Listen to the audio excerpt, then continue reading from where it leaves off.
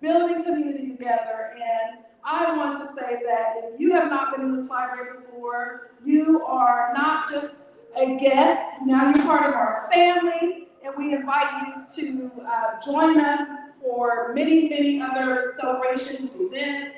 My name is Aranda Bell, and I'm very honored to be your library director here at the Traffic Library. It's hard to believe that just 9 months ago, we opened our doors at our grand opening at the end of April. Yes, we can celebrate that. This library in Signature Park is really a true reflection of what a dream looks like. This is a 20-plus year dream that I'm very honored that we were able to, as a community, bring to fruition and make a reality. And it could not have been done without all the support of our community, all of our partners. I want to give a big thank you to our partners that are here today who are making this event possible as well. We have the Dog Bookshop with us. I'm looking forward. Which we love.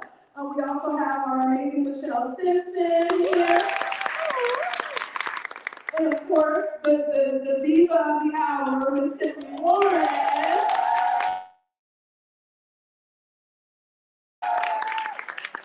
And each and every person in this room, we appreciate just your support. It means a lot that you took time to come out tonight to support such an amazing event and just that story.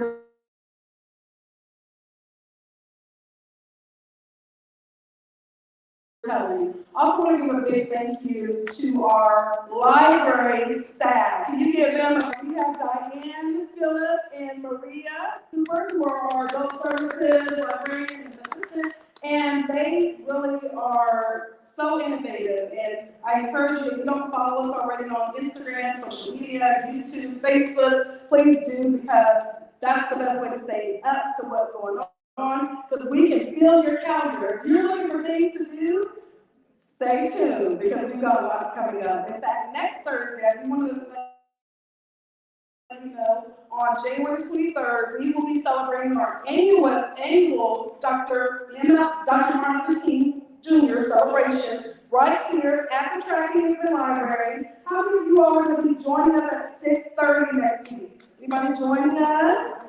If you don't have plans, I encourage you to change your plans and join us, because we're celebrating through music and movement this year. So yes, music and movement. We're going to have the Cedar Hill High School Choir. We are also going to be having Infinite Arts, comedy, spoken word, and interpretive dance. We'll also have a Peace March, first one here at the library, that will be on our signature. Look forward to having you next Thursday at 6:30. If you're raising your hand, it just means you know about it. But now you know about it. So not only do we want you to come, but bring your friend or family member with you. With that being said, you are welcome here. Please, if you want to get a library card, we give free library cards to everyone. Doesn't matter where you live. We would give you a free library card and give you access to all further ado. And I don't remember who I'm bringing up after me. I'm going to have the MC of the hour. Come on up. Come on up.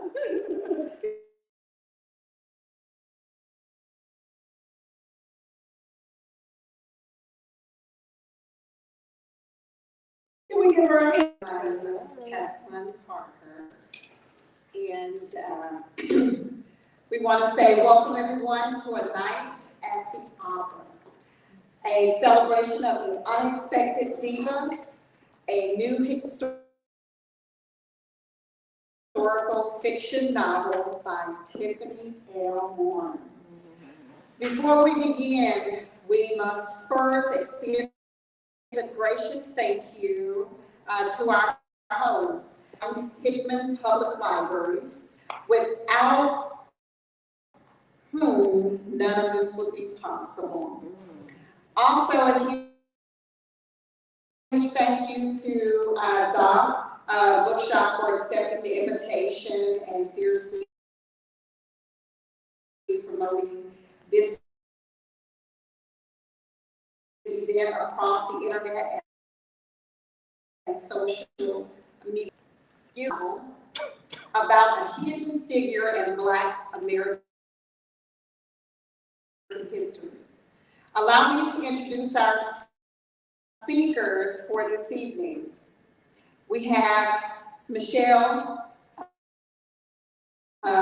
Simpson. Michelle is a best-selling author with a portfolio of Facebook. Works like Boaz Brown, the Heartwarming Mama Bees series, A Deacon Brown's Daughter, the last of which inspired an award-winning film. Her educational background with degrees in English and education allows her to blend her passion for writing with a deep commitment to teaching, offering insights on a variety of topics, journaling, a practice she hosts dear. She has a cornerstone of her success. Has been a cornerstone of her success. It's a divine gift that she's passionate about sharing. Leading sessions to explore is therapeutic and spiritual benefits. Beyond her writing and teaching, she is dedicated to coaching, educators, enjoying audiobooks, and experimenting in the kitchen. Okay. Living just outside of Dallas with her husband, her life is enriched by her 2 adult children and her granddaughter, whose brilliance and sweetness are a constant source of joy. Her unique approach, mingling storytelling with education and a fervent belief in the transformative power of journaling, aims to connect, inspire, and uplift. Please welcome Michelle Simpson.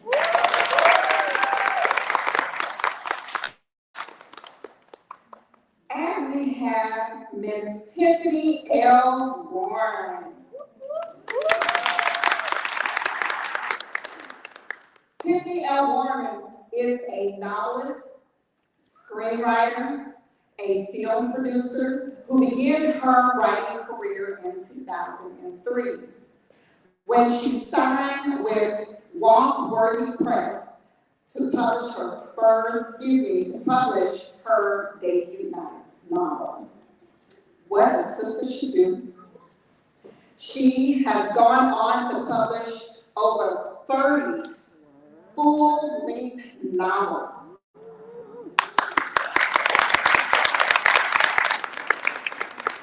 "11" under pen name Nikki Carter with Hatchet Book Group, Kingston Books, and HarperCollins. A Cleveland native, Tiffany attended Chaplin College in Burlington, Vermont, and has a bachelor's degree in computer information systems. She worked several decades in the private and public sector in the technology and emergency management fields. In addition to writing books, Tiffany has a love for theater, especially musicals. She has used her songwriting talent to write and produce several stage plays. What a Sister Should Do, The Replacement Wife, and Just Like Your Baby, which featured many familiar faces like the late Tommy Ford of Martin, Grammy-winning Sherelle Murdoch, Terry J. Bond, The Steve Harvey Show, and Kristen Keys, to name a few.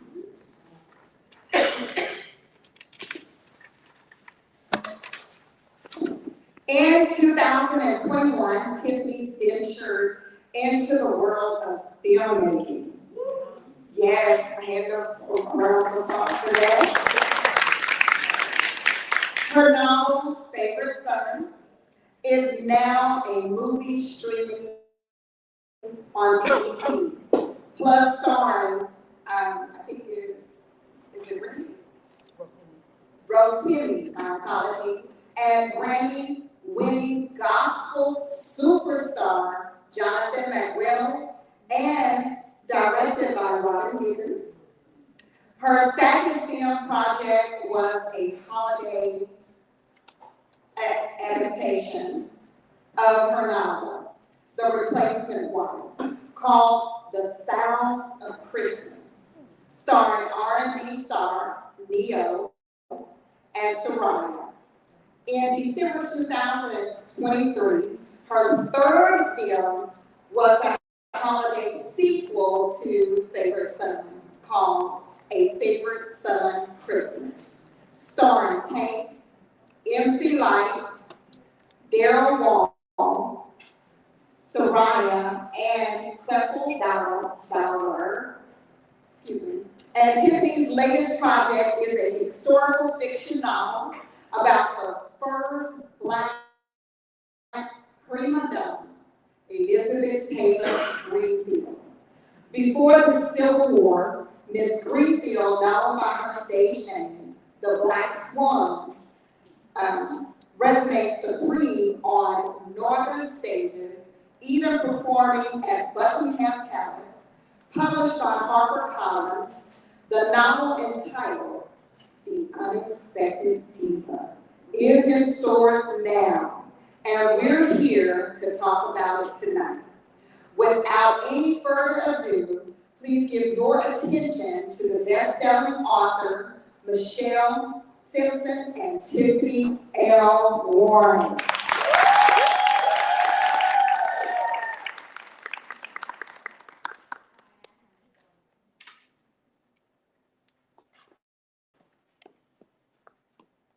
So before we get started, I want to bring CC Gabo, who is one of Dallas's most well-known gospel artists, and she is going to bless us with a selection.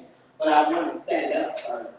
Here, I don't know how to put that back in, so you might, while you do this, I'm gonna set it up. So CC is gonna sing Rock of Ages for us. And the reason why she's singing Rock of Ages, even though this is a night at the opera, is Rock of Ages is a song that's sang in the book.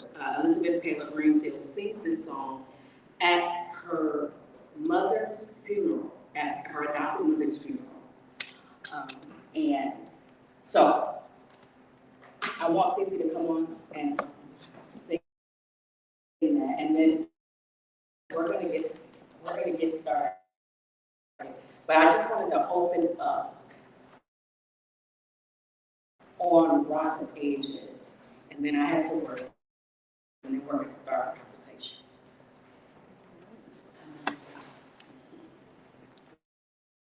So let me just say hello to everybody who's here. My name is Tiffany.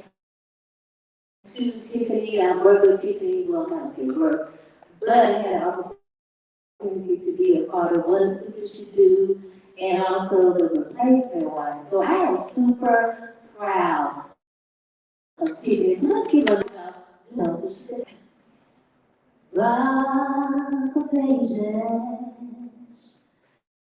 let for me. Let me have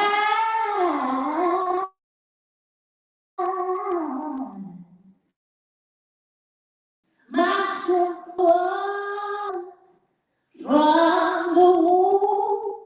The child was flow, be of sin and be of good.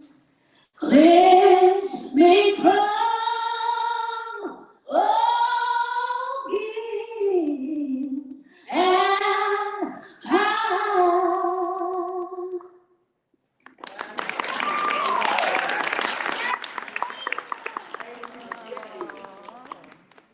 So the reason I asked I really think it sets the stage for the opening of this novel, The Unexpected Diva, and where we meet Eliza at the beginning of her journey, where she is in crisis, where she, and so where she's lost everything, but she has a gift, and she's lost what she thought the ground was under her feet, gift to sustain her. And so when she sang Rock of Ages at her mother's funeral, it was the beginning of her faith journey. So thank you very much.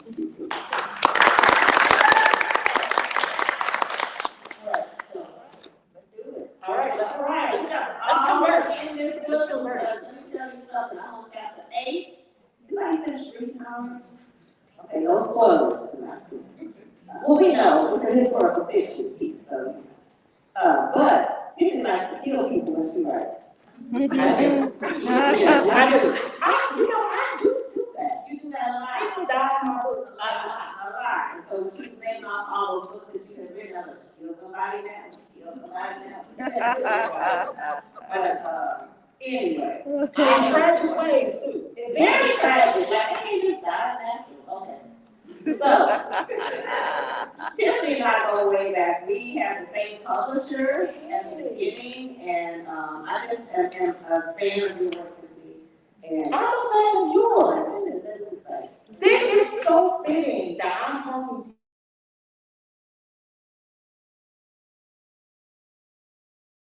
to you at my first event for Sunday, that this book has echoes back for me to what a sister should do. It feels like it's brand new. All of this is brand new, all over again.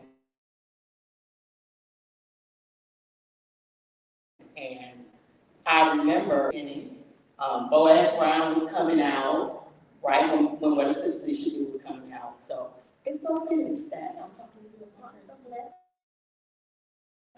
in my town, in my city. All right, so we got to start with what inspired you. First of all, let me say hi to everybody. Hey, y'all. That came out tonight. Yes, thank y'all. Look, thank y'all for coming, for real, because we didn't know how many people was coming for real. We never know. This is true. So thank y'all for being here. I'm so glad to see all y'all beautiful, shining faces on a Thursday. And that is Fort Worth. Thank you. Thank y'all. All right, so I want to know, jump right into this. What inspired you to write this story of the unexpected people? So I have been a fan of opera music since I went to see the Phantom of the Opera when I was 18. Went on a bus trip to Toronto, and obsessed, completely obsessed. Right before I was about 17, I read this book by Anne Rice called Pride in Heaven about the castrati in Italy. And I've just been completely obsessed with opera music. I have so many books on my computer about opera singers.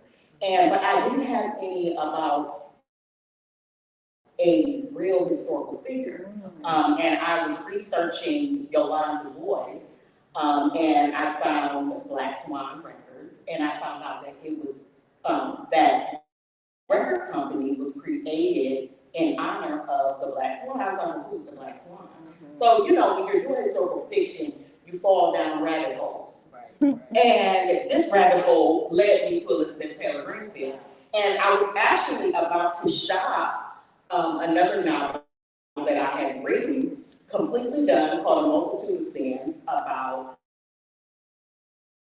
an opera. So I want to write about about a real person. And it just completely blew my mind that this was a real person that I had never heard of. And I was like, oh, goody, Gotta do it. I gotta do it. I love it. And so I did. Yes. It sounds a lot like, as I read her and I think about you jumping into this space, like who she is a part of what Imagine drove you in this. And so when I think about who she is, like she's in this really interesting space. She's Black, she's a woman.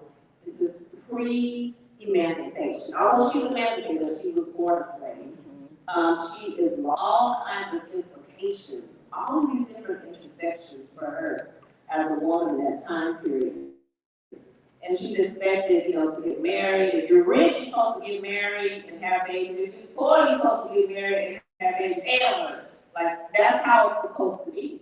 And so I was wondering as a writer, like, how did you manage all those different intersections of who she was? Because, I mean, that's a lot, but you're doing it well. So, I'm used to writing strong women characters. And when I was writing her, there were a couple of times where I'm writing, and I had her making decisions that didn't really fit, the time period. And I'm like, okay, no, she really wouldn't have been doing this. This wouldn't have worked in 1850. She couldn't have done that in 1850. She couldn't have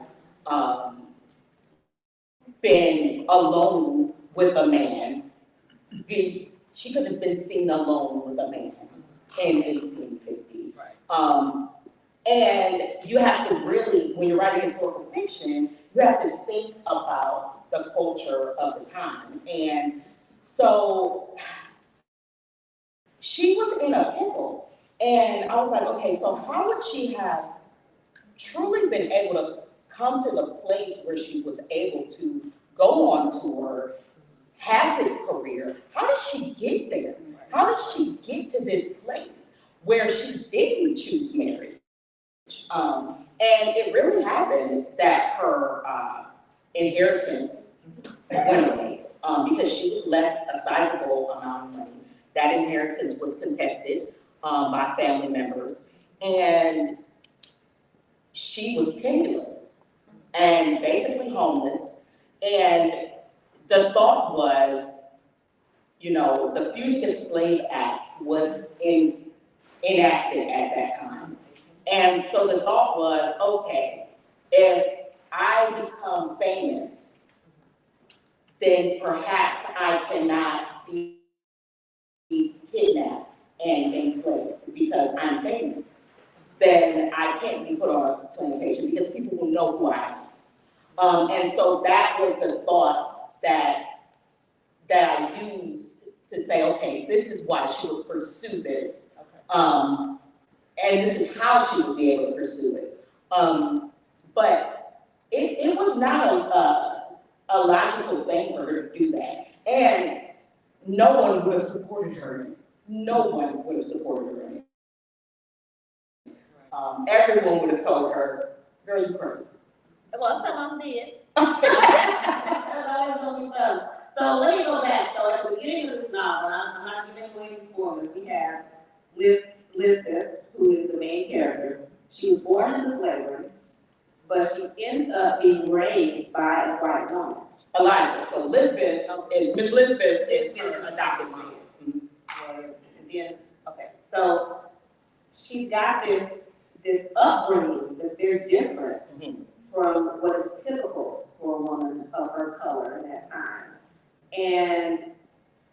But I'm thinking of this, like, what kind of relationship did she have? I don't know how much of a relationship you can have when you're Black and she's white and it's 1850 and she's kind of your mom, but she's really not. Like, how did you navigate that? So that was very interesting. So Eliza was freed by Miss Elizabeth and raised by her.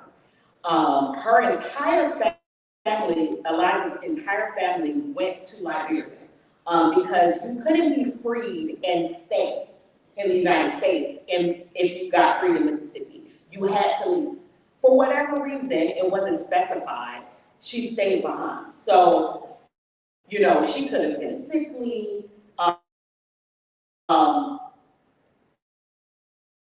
Miss Lisbon could have been sickly, and she could have needed someone to take care of her because in the beginning of the book, she's almost 100. So she was the only family Eliza had. So they would have naturally been close, even though the dynamic was, you know, she was the person who was, you know, formerly her mistress.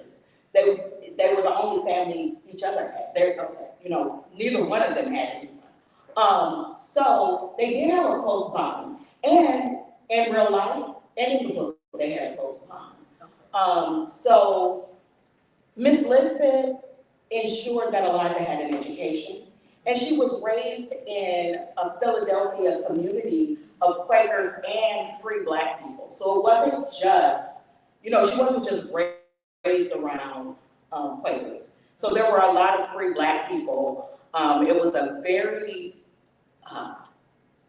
unconventional community. And I was raised knowing a lot of Black history.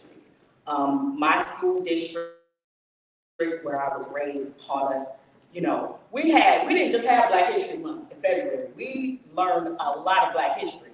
I did not know about the abolitionist community of Philadelphia. They were on it. Like, there was a lot of free, wealthy Black folks in Philadelphia. And so Eliza would have been part of that community, educated, and, you know, the Fortin sisters were there. And let me tell you, I love them. They are a lot, and I want to write about them.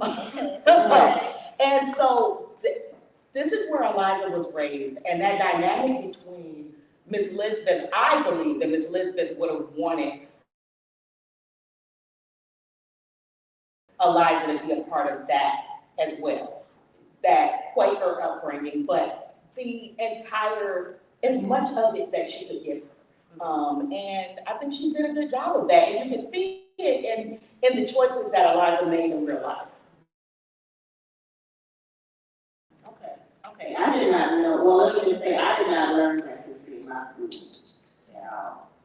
It was like a little bit, Martin Luther King, who was it? Rosa Parks. Rose Parks. Harriet Tubman. Harriet Tubman, that's it.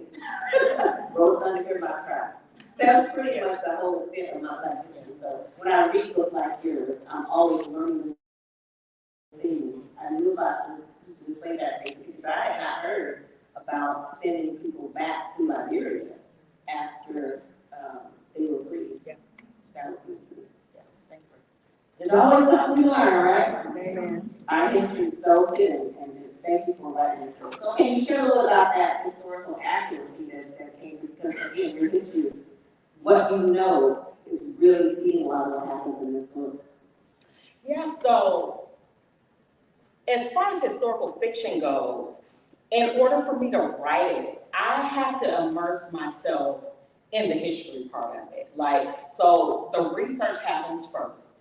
And then I kind of let it marinate and let the story emerge. I find the character, I learn about their life, and you're not writing an encyclopedia entry, right? So, and sometimes historical fiction can feel like that sometimes.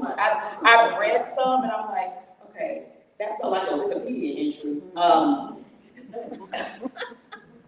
But you can, if you let it marinate a little bit, you want to know that character's why, especially with historical fiction, because people read fiction for a story. Like, we want the drama. We want that friction. We want drama on every other page. We want conflict. Right. And if there's no conflict, there's no story. And so that's what I need. in my fiction. So I have to let the story come out. So I you know, I do the research, I let it sit, I kind of let it, you know, marinate for a while, and then let the story come out. And so Elijah's story took a while to emerge because there was not as much history on her. So I was like, okay, I don't know what this story looks like. Was it like a year?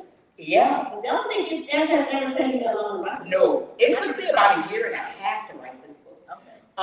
And the hardest part was figuring out where to start the story because I had all this information and I was like, okay, I had these tours. I know she went to Buckingham Palace, but where does the story begin?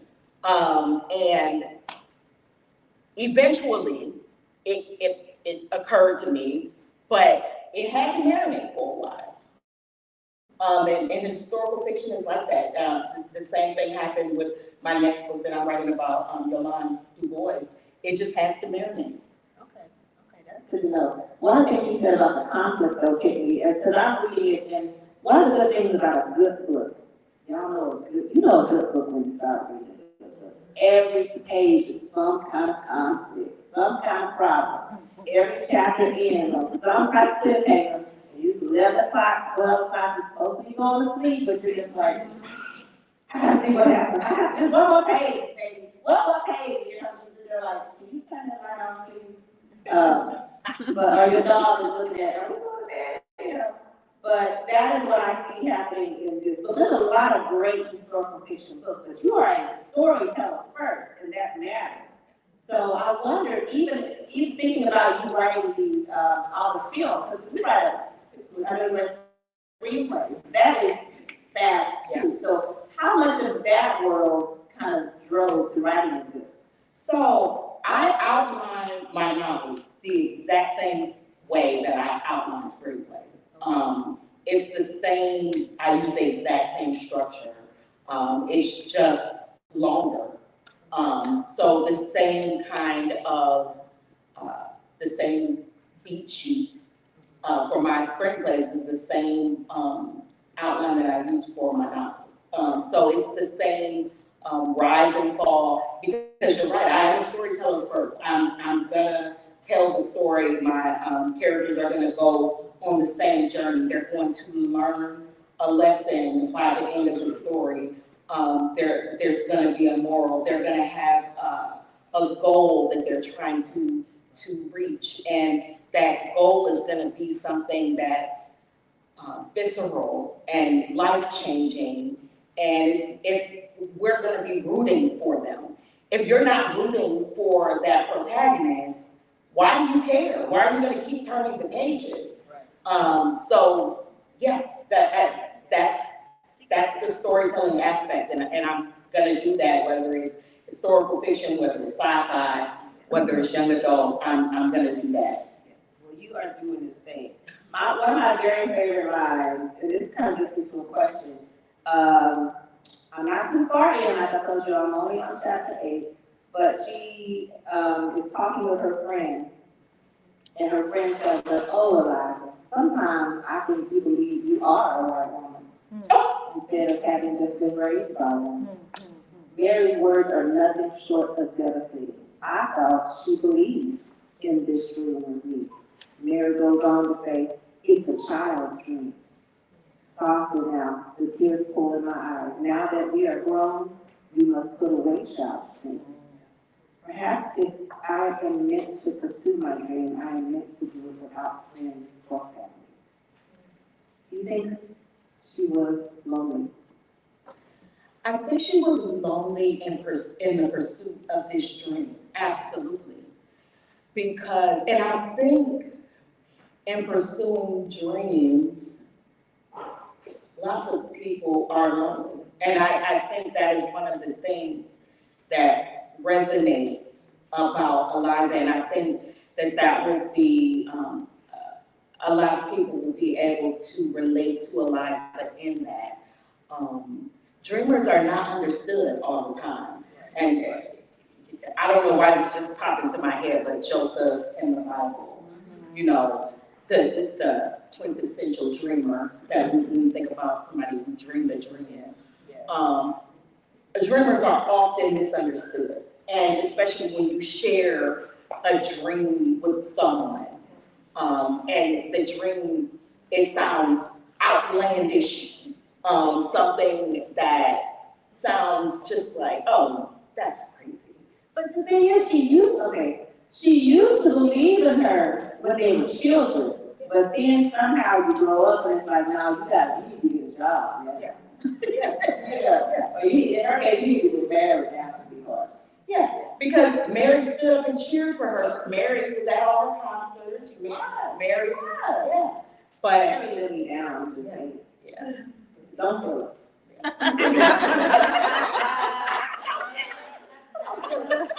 Spoiler alert, Mary lives to the end of the book. I did not kill Mary. Okay. Mary lives.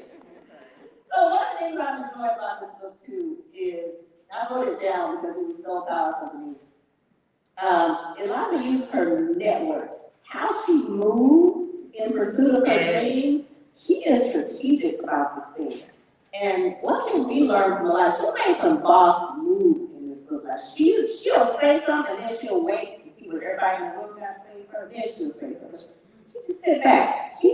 I'm watching this book like, that's how you be quiet and see what other people think first. Like, she has made some boss moves. Let me tell you, Eliza is a lot more strategic than I am. She is smarter than me. And I would say Eliza has she's not just quiet and listening to and knowing what other people in the room. She understands the time that she lives in. She understands the culture. She understands what she can and cannot get away with. She knows that, for example, she gets a lot of unsolicited advice from people who well-meaning white women.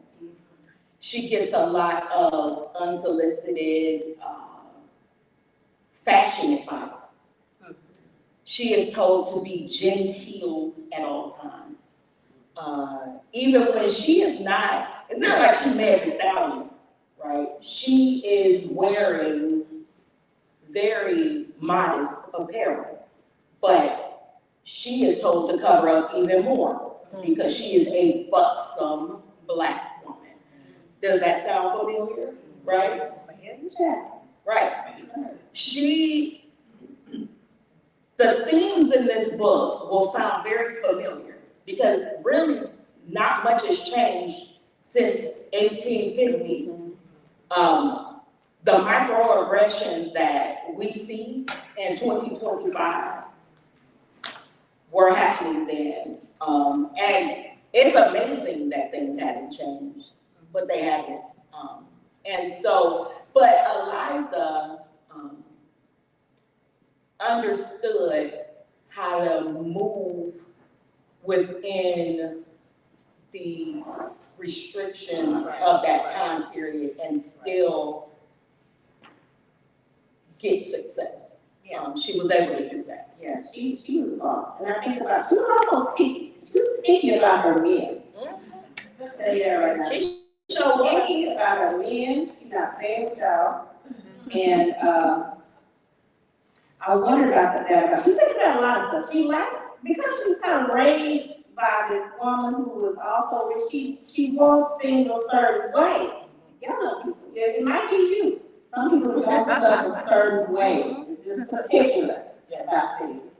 And I wondered if that had a lot to do with the whole diva thing. Like, is that where the title came from? She can be quiet when she needs to, but she really has no idea about how things are supposed to be. So I had her really emerge into her diva, right? She becomes a diva over the course of the book. And, at the beginning, she doesn't really embody that divaness. But, once she becomes the diva, Oh, she owns I'm not there yet. it. She owns it. Okay. Oh, she really, she owns it because why shouldn't she? And that is, and I love that she was an amazing gifted woman. She had a 3-octave voice. And wherever she went, she drew crowds. She was underpaid, never made enough money at any of her shows. Sold out shows everywhere she went. Everybody made more money on the show than she, you know. And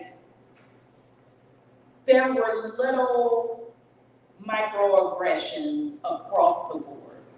And so when she had the opportunity to flex, she did, and she should. And especially, there were times when the comparisons to Jenny Lind, who was her peer at the time, the Swedish Nightingale, who was an amazing vocalist in her own right. But she was paid about 100 times more than Eliza. And she only had a 2.5 octave.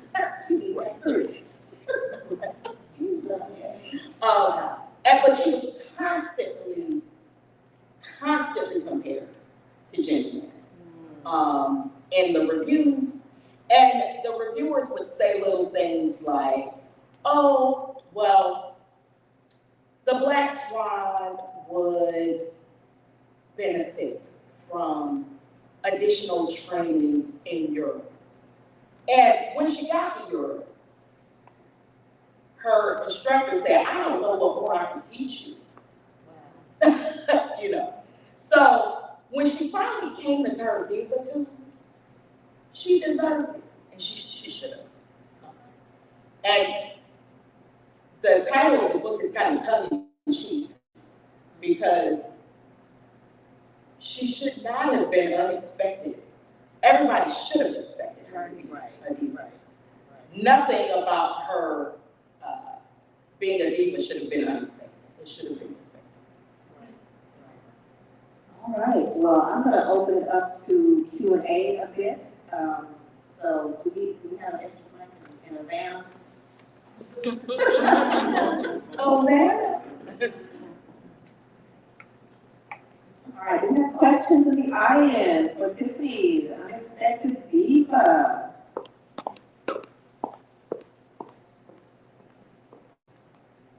Hey, my Tiffany and Michelle. Hey, Tony. I know y'all my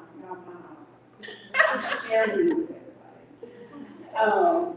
My question is, since you are a screenwriter, do you see yourself putting this on screen? I would love to see Eliza on screen. I would love to see her get the big screen treatment. I was just watching, what is the movie with Angelina Jolie, who's just been on Netflix. 6 No, it's about an opera singer. Oh, I know what you're talking about. I forgot what it's called though. Yeah, I just watched it over Christmas. Okay. But yes, I would love, she deserves it. She deserves it. Can't y'all see Danielle Brooks? Yes, she is so in this. Yes, I would Yes, see she Danielle would do Brooks. it. She would, yes, you would do it.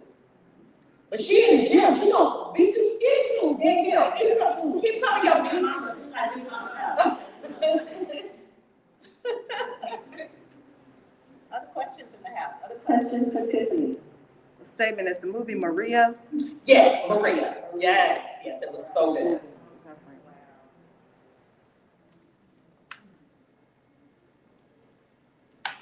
Got a question right there? Thank you, Dan. Okay, E from Alpha. Then black. Thank you so much.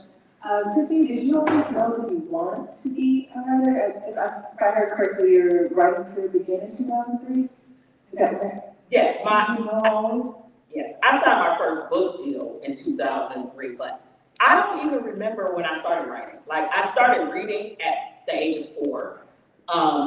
And as soon as I started writing, like being able to write, I had a notebook. So I remember the first time I got paid to write, it was in the 10th grade.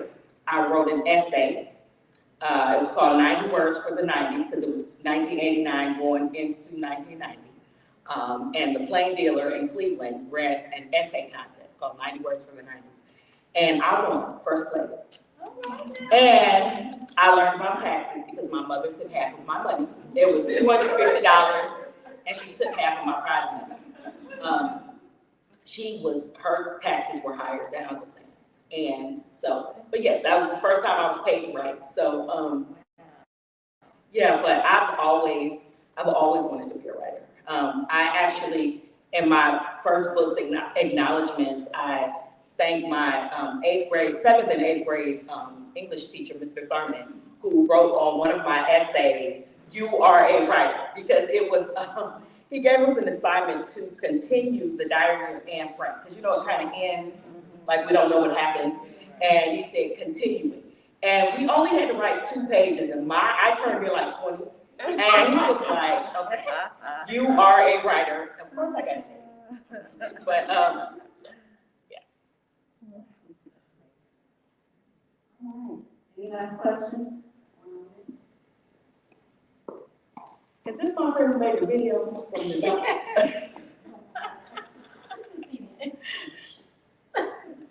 Ms. Tiffany, the question for you is, how does this book parallel with, was it further than a go, longer than a month to stay? Oh! Because it sounds like it has some parallelism, but I'm just trying to see. So definitely parallels about a plus size woman who had never had love, for sure. I would say that Charmaine, and Farther Than I Meant to Go, Longer Than I Meant to Stay, was, she wasn't as savvy as Eliza.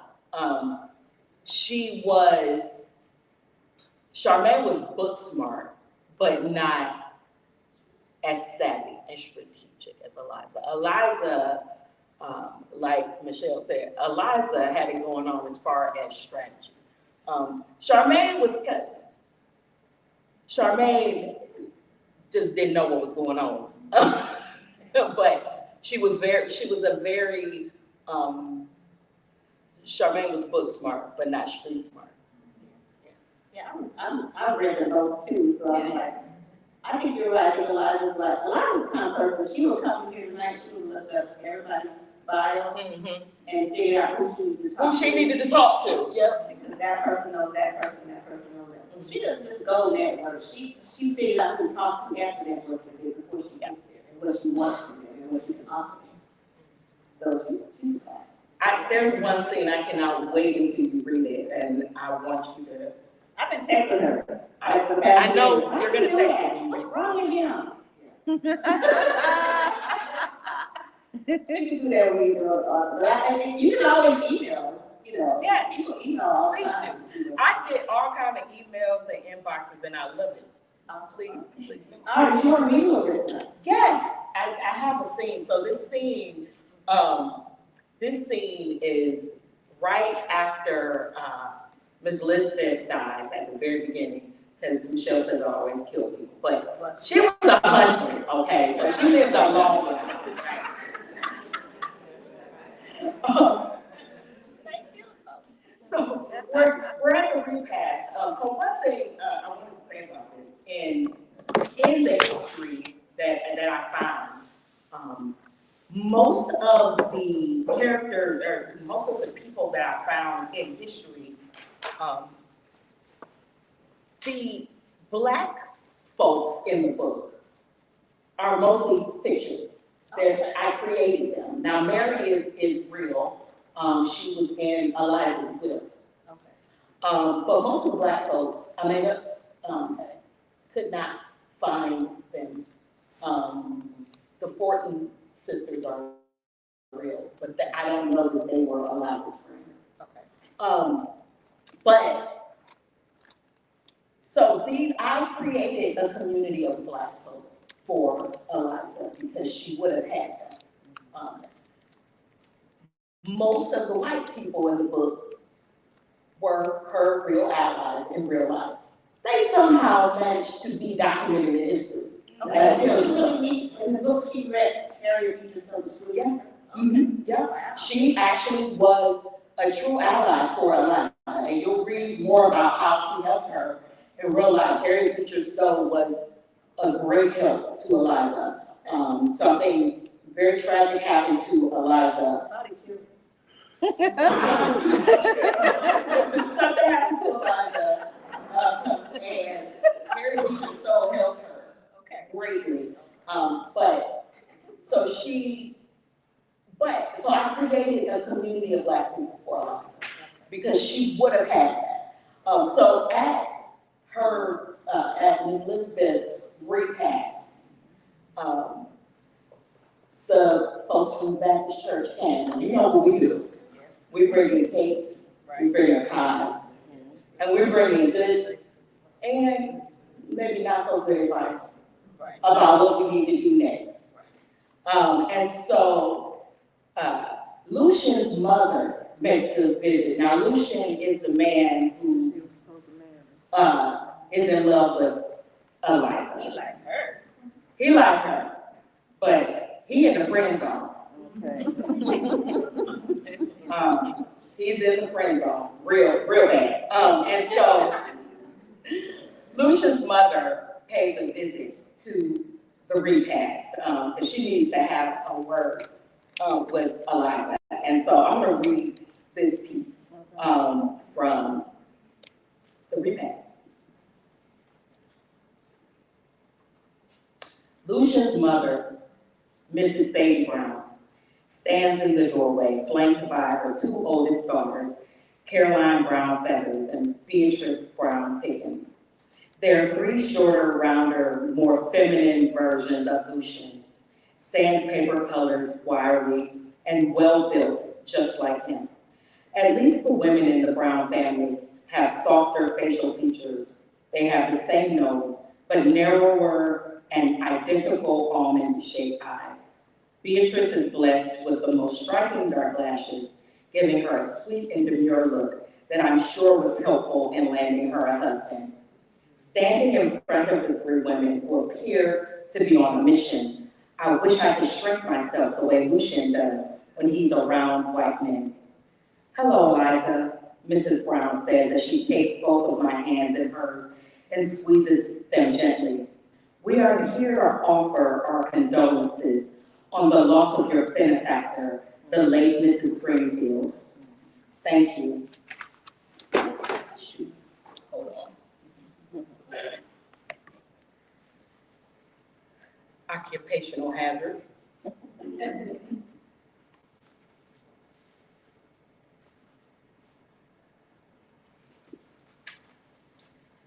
The words and sentiment are welcome and appropriate, but they feel impersonal coming from the woman I've known since I was 14 years old.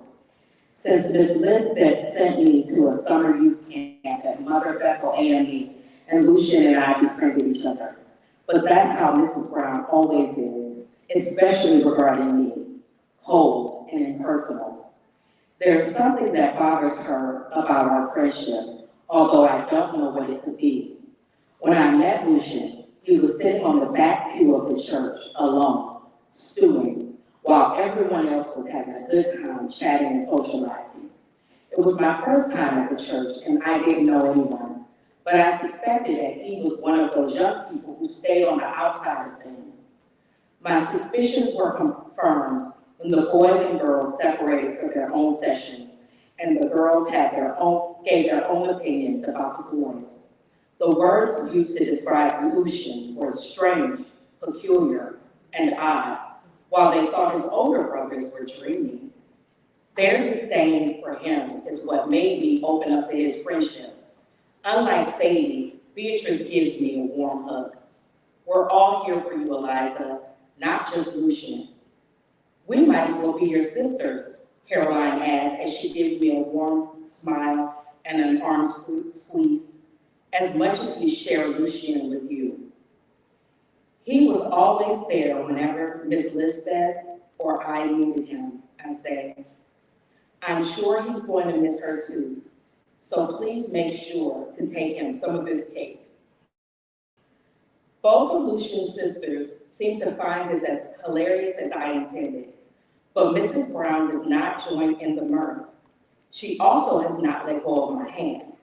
I look down at where she still has me gripped tightly. Eliza, she whispers, is there somewhere we might speak privately for a moment? She slowly loosens her grip as I lead her to Miss Lisbeth's study. The room is rather stuffy and warm because the windows haven't been opened in days. Immediately, sweat beads gather on my brow, and I wish I had a handkerchief to dab my forehead. But not Mrs. Brown. She's too sophisticated to sweat. I'm sorry it's so hot in here, I say. We are closing the townhouse for when I leave. Mrs. Brown closes her eyes and shakes her head. It's a shame what's happening with your inheritance, Eliza. I pray things are settled soon.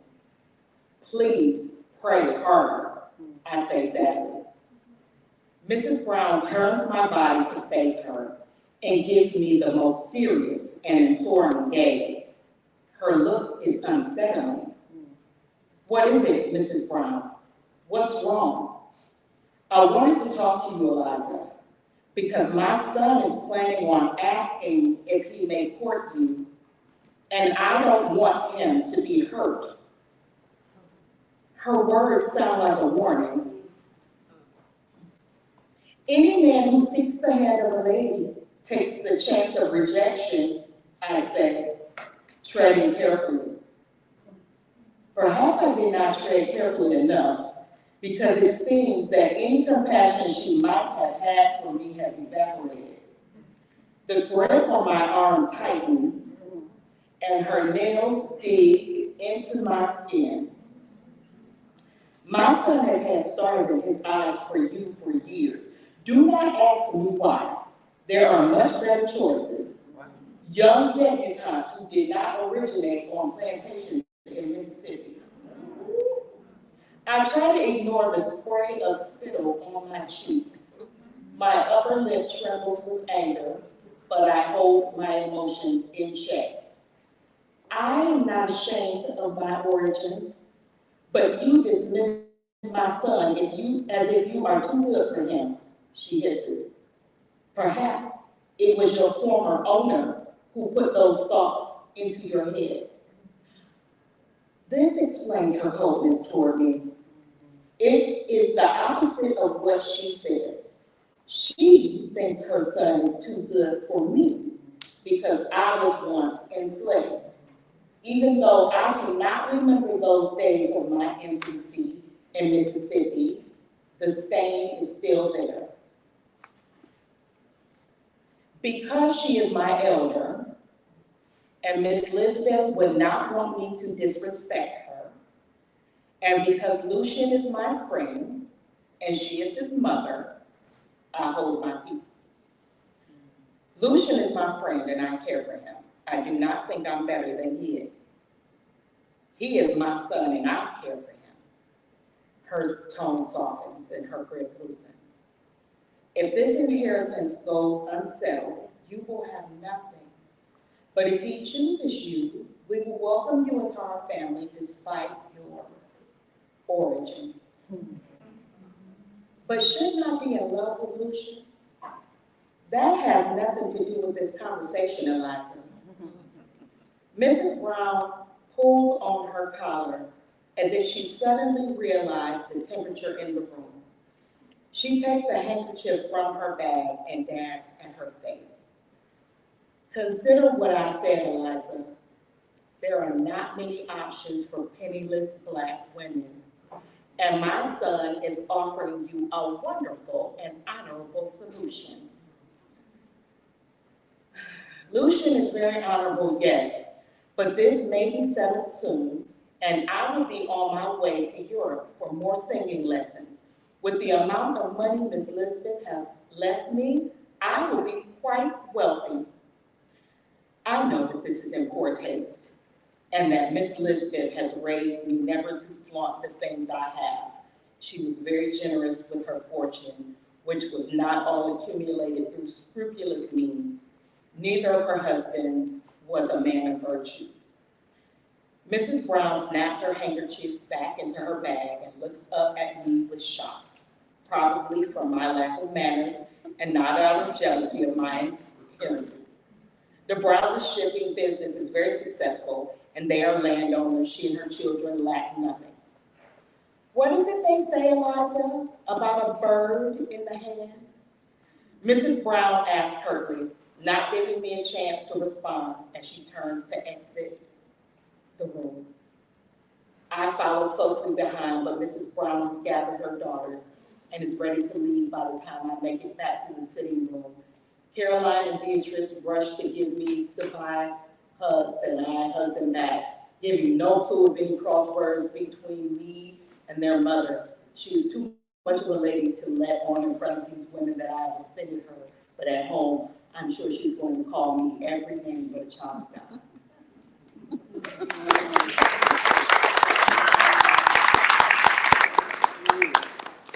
So, Lucia's mama, she don't really like lies all that much. But the way that she is with her, it made me realize that life doesn't really fit in at some level. And she really doesn't. That made her. Yeah. So what is it that you would like for readers to take away? This is one of my last questions. What do you want, what's the message, what's the thing that, what do you want us to take away from this book? I want readers to take away the biggest thing in this book is that your gift will make room for you. That's the biggest thing. Eliza trusted in her gift, and I think a lot of times people, you can be good at a lot of things, but it might not be your gift, right? And you know what your gift is. When you are a little kid, you know what your gift is. Like I said, who asked me the question? Somebody asked me the question. I started writing, I don't even remember when I started writing. Like, your gift shows up when you are a small child. Like, that's the thing you know, and that's always gonna be the thing that makes room for you, and that's the thing that you should pursue passionately. You should always do that. It's the thing that God's gonna put in your heart. And so that's what Eliza did. She passionately pursued her gift. And it's always going to be, it's always gonna, no matter what else you're doing, like, your gift is the thing that you should chase after. And so that's what she did in this book. And that's the thing that I want people to take away, that you should always do that. I'm excited about this because as a writer, you know, I'm sure, like Eliza, have faced many challenges, many ups and downs. Yeah. What keeps you going as a writer? You know, I can't get away from it. Like, I try to put it down, you know. You know, I'm trying to put it down. I try to walk away from it. And it won't leave me alone. Stories wake me up in the middle of the night. I am a storyteller. It's in my heart. So, because it won't leave me alone, I know I'm supposed to be doing it. And the thing that you're supposed to be doing, you should be doing it. So that is, even if I have ups and downs, I just continue to trust in the giver of the gift. Amen. You know, So what part of her, I'm going to ask this, what part of her faith, how did faith play a part in her life as well? Oh, well, faith is, she had to trust God because she didn't know what the end looked like, right? So when she got on that steamer, and spoiler alert, right? She got on the steamer to Buffalo. She didn't know what was going to happen. she had not enough money, and she didn't know if she was gonna have to wind up and come back home. She didn't know. And it was one of those, Lord, I'm gonna jump, are you gonna catch me? I need you to catch me. And so faith, all the way from the first page to the last page, she's making faith moves. Every step is a faith step in this book. And so I keep saying, you know, I don't like faith books anymore. But because I'm a woman of faith, faith is in everything I do. So, no, it's not Christian fiction. So, look, I don't want to hear anything about the spicy parts because there's some spicy stuff in here. So, this is not Christian fiction.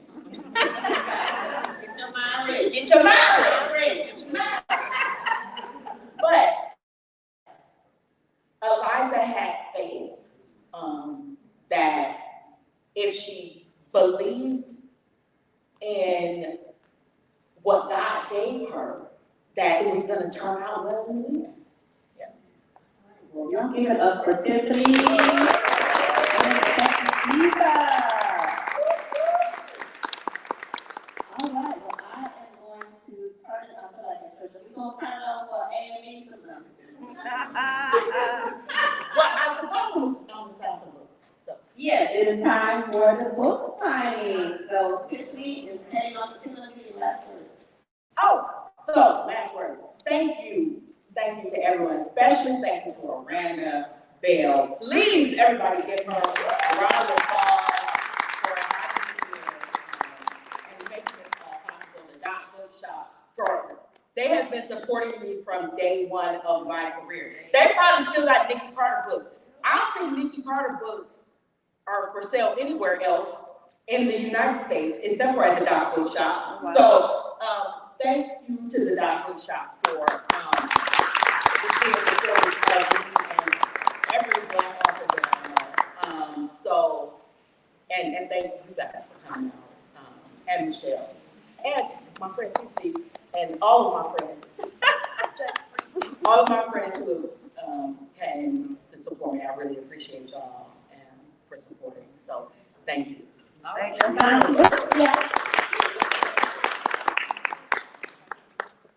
Oh yeah, we're gonna turn some more. Before we make a mad dash, I'm just thanking you for just selecting the Dot Bookshop to be your bookseller for this event. This is truly tremendous. And we've been in business for 16 years, and I think she's supported us in every part of the country she went to, from all her plans, everything she's done, she's involved us or shared with us or sent us information. So we are truly grateful for you. If we didn't have authors like us, like her, I don't know how long the Dot Bookshop would be here. And then Michelle still said, when she did it, I don't know how much you talk about your book because I was in and out. But when she did with her book signing, she also selected the Dot Bookshop. So both of these authors, we have much love. So please give it up for both of these authors for all the support and independent bookstore. So Donna is being set up, and you can go ahead. If you want to wait around, we're going to have a group photo, but we're going to take a lot of photos to. Please, we want you to share. We want you to do hashtag the unexpected diva so we can take pictures so we can pick it up. And we want to tell this story across the country. We're going to walk into Black History Month with a new energy, a new spirit, and a new story. So I'm truly excited on this. And when they hear the Dr. Martin Luther King, we have another story because this is what he wants. He wants the story to be told. We are people that have a tremendous background, none other in this world. So again, thank you, and let's walk into Black History Month with Elizabeth Taylor Greenfield story. Yeah. And I just remembered something. I have some more slides. Okay, go ahead. Well, we can set up. Well, yes, why y'all can set up. Yeah. Okay, so because I support my author community, I just want y'all to know about some other books that are coming out in the next couple of months. Make sure y'all pre-order these books. Harlem Ratchet. Yes. Victoria Christopher Burry is coming out February 4th. The filling station. Oh wait, do y'all need to take pictures? Yes. Okay, I'll go back.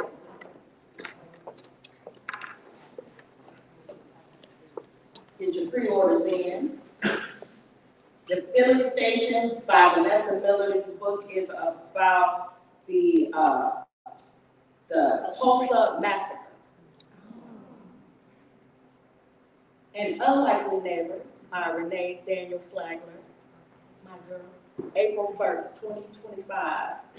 So I just put these slides in there because I support my friends, they support me on my book release, and I definitely want to support them. So Can make you go sure. back one more to the, Nelson? Oh, She might be coming.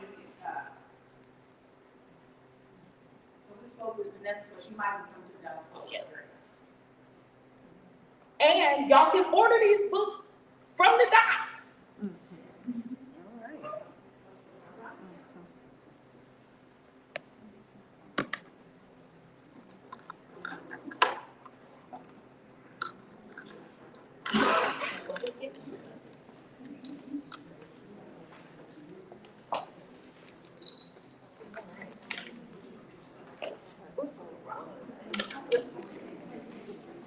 Oh, they got me set up over here?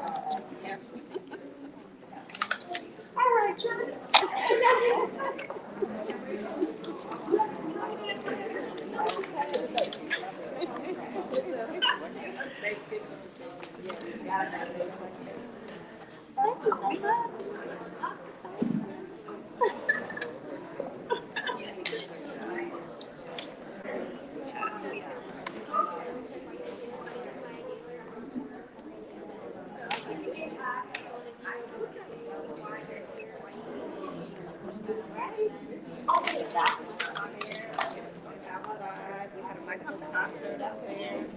Yes.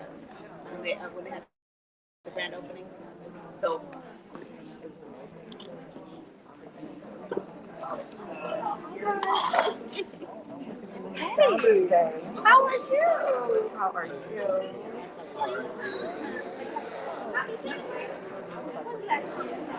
Oh my goodness. A very long time. Did you read this? That was that. You're pretty. Oh my That goodness. Not 20. Maybe 15. Yeah, but maybe just. Okay.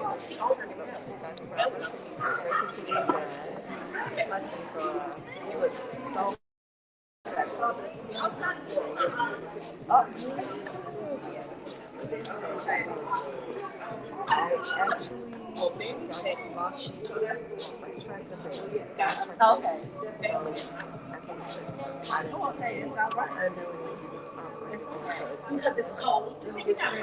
Yeah, so I was afraid to bring it in Maryland. Oh, well, I got some Saturday, but because of the snows.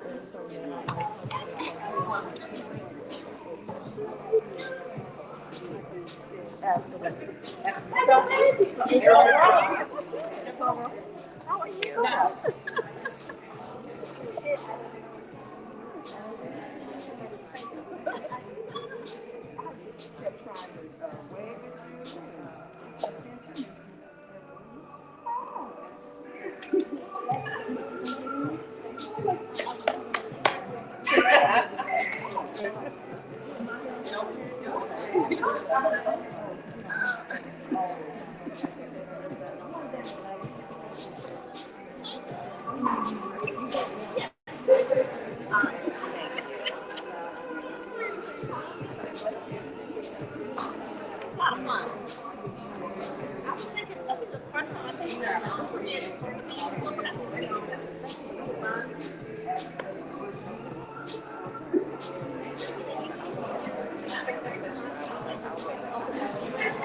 Not yet. That's why I wanted to know. I was like, no, just finish. I'll read it. But I was like,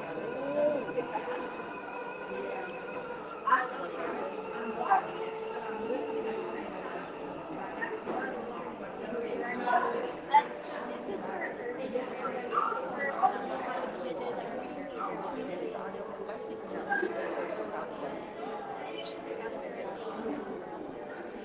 but yeah, so I do this area.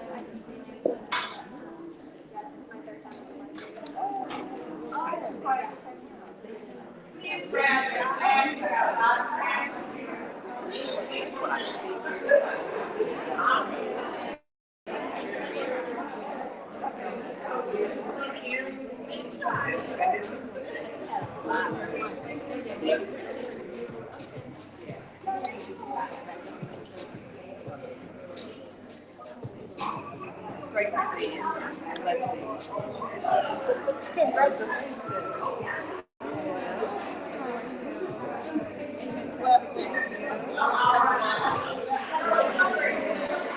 Second row to the right.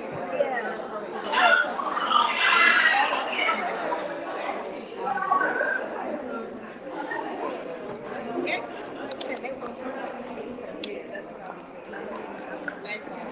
First row to the left. These people right here taking a picture. Oh, did I not get it? Okay.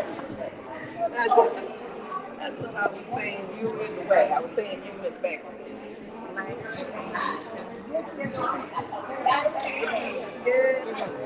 Hey, I saw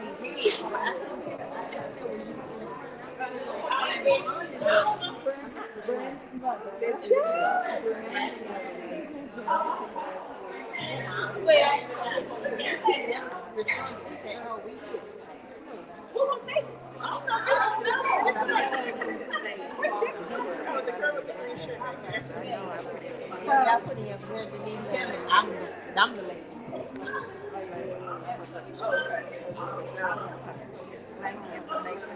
Right. Yeah, they're on.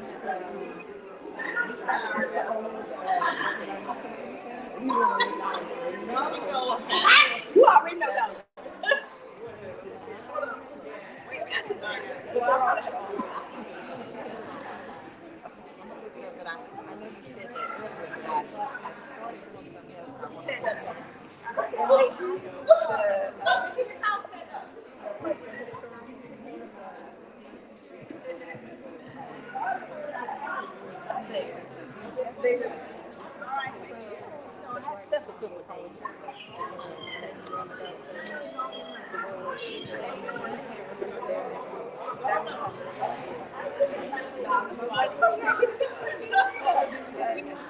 You know, I guess everybody needs to hear.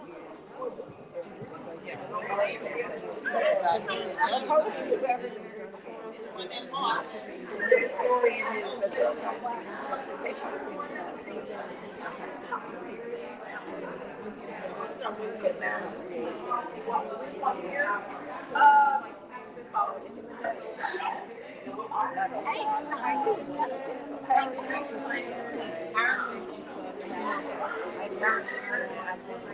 Freaking up though, right? Yeah. I feel like that's what it is.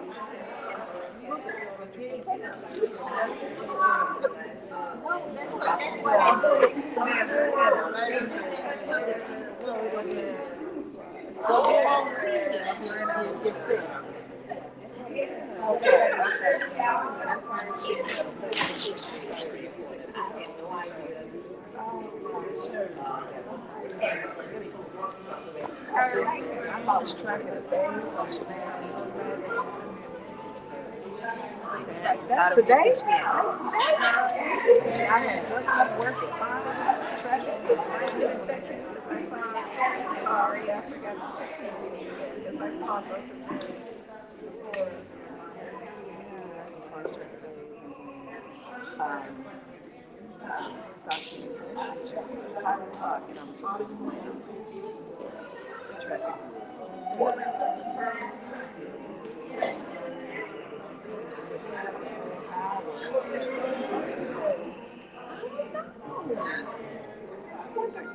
People are taking tomorrow off, and maybe it was just a mad dash to leave work today, so they can have a 4-day weekend or something like that. That's the only thing I can think of. All these folks out here, all of these, well, I was that's what I was it was a good turnout.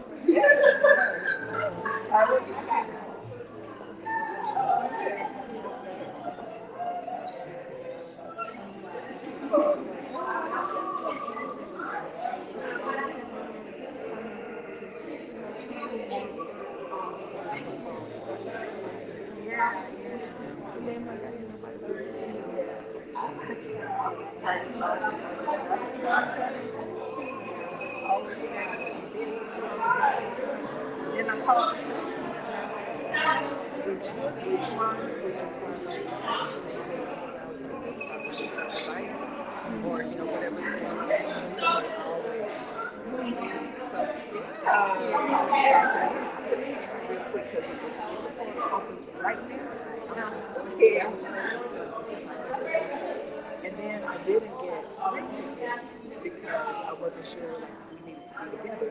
So Chanel said she would give me, so I was like, I'm gonna go ahead and snag too. But if you need to show, so I went to an event and the tickets had to be with that person. Right. So people were standing to the side and they had to wait until the train got there. It was 2 people there and the other 2 people. And it was on their phone. It wasn't a picture, it was a play. It wasn't even right. It was something I hadn't heard of this. But you want to have them sent to the side because all the tickets were there and had the names on the tickets. That was something different. It wasn't just normal. Every time I did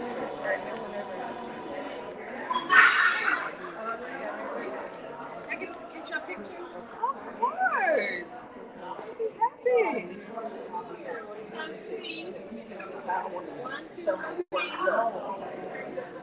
Come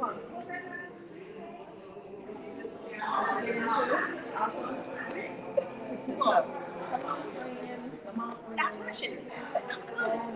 Hey, I want to get the book.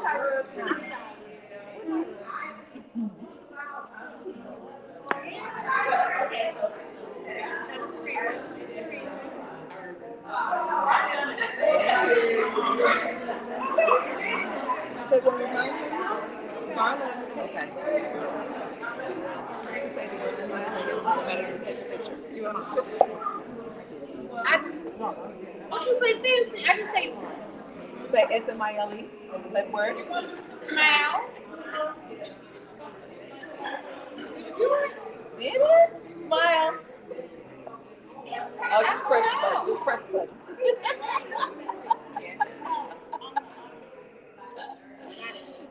Thank you so much. Let's see. I wonder. Yeah, that's her passion right there. That's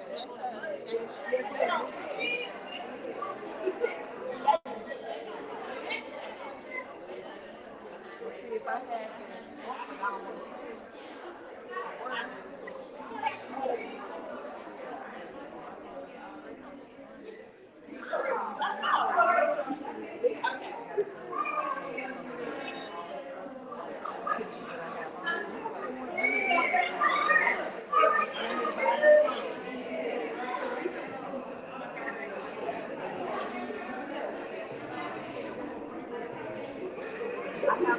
I have a picture in the cloud.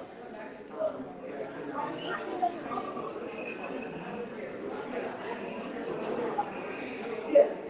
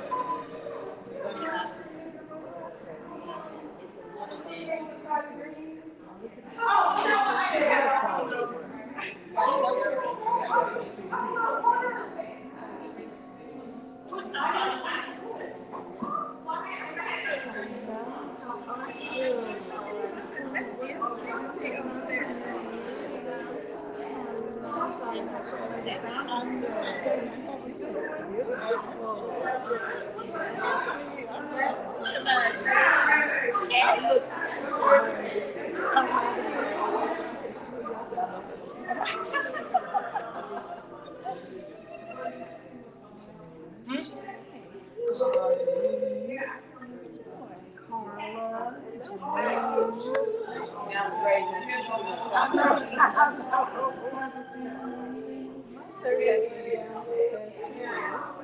So I remember caregiving. So that's what I am. But she is doing pretty good right now.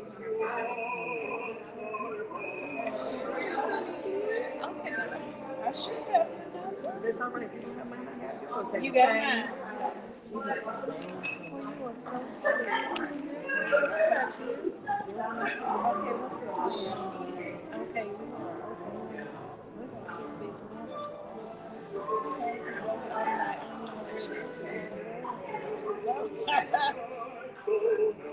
So she was like, you know, I have the cameras in the house. I can talk to her. But somehow it is showing up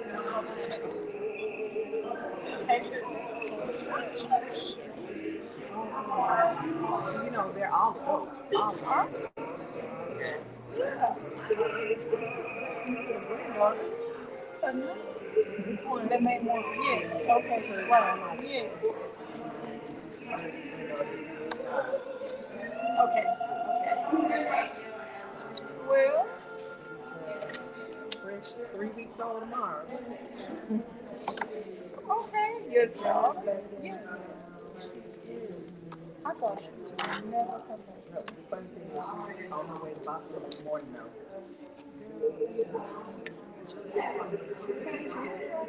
Teaching at I thought you didn't hear it in the building. no, she teaches. She was some type of idea. It used to be made up. I said, when did that happen? So they have all this.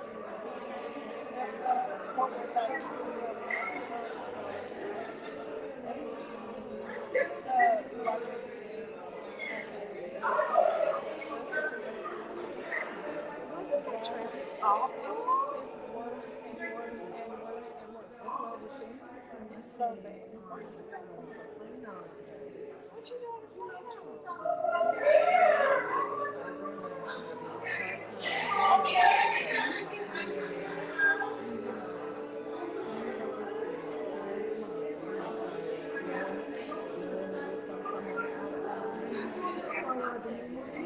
Yes, how are you? Yeah. Oh, it's a museum, but only about fashion. Sharon. What's her name? Columns, the ministry, the library. Yes. Yeah, they contact me. Are you still at that church? No, I am not, but I'm speaking at Life on Life, this month, starting this month, next month actually. Okay. So yeah, I'll be there. Where did you go? We moved to Waxahachie, Okay. and so I was out there. Yeah. So pretty. Sure, let's take a picture. Yes, tell Sharon I said hello.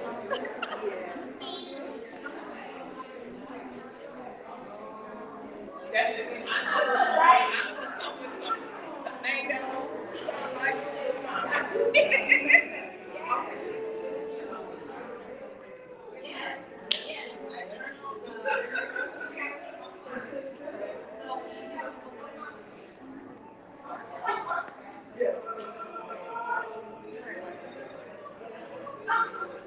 Thank you, carefully. okay. I go back.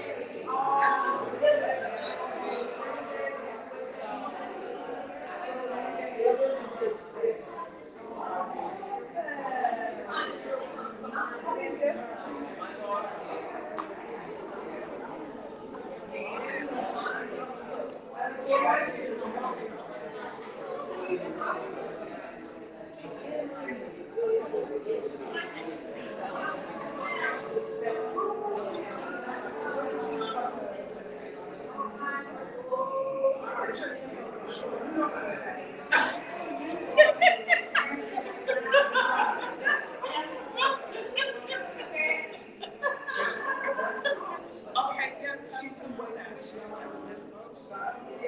She's not very so many girls I don't even know. That's so great. Okay,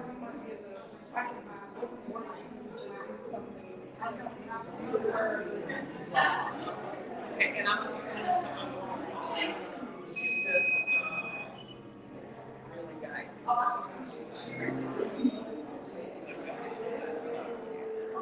it's tough, it's tough, it's tough. But then I tell her, I'm like,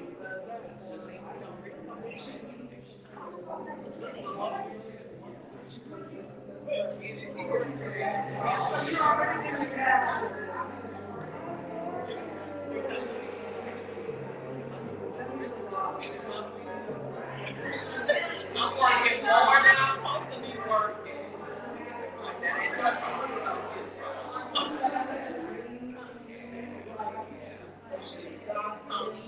Yeah, and you see me as I'm gonna make sure I tag you and I'll make them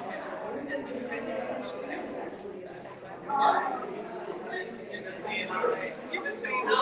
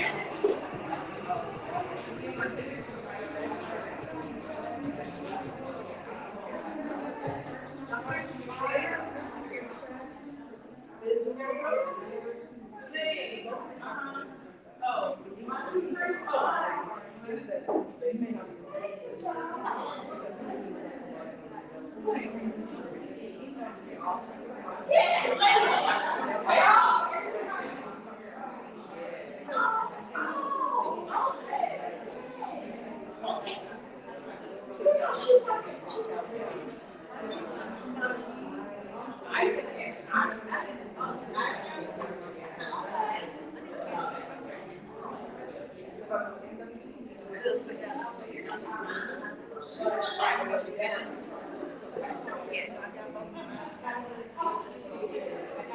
Miss Audrey, she loves to read, so. Oh, good. Good, good. Yes.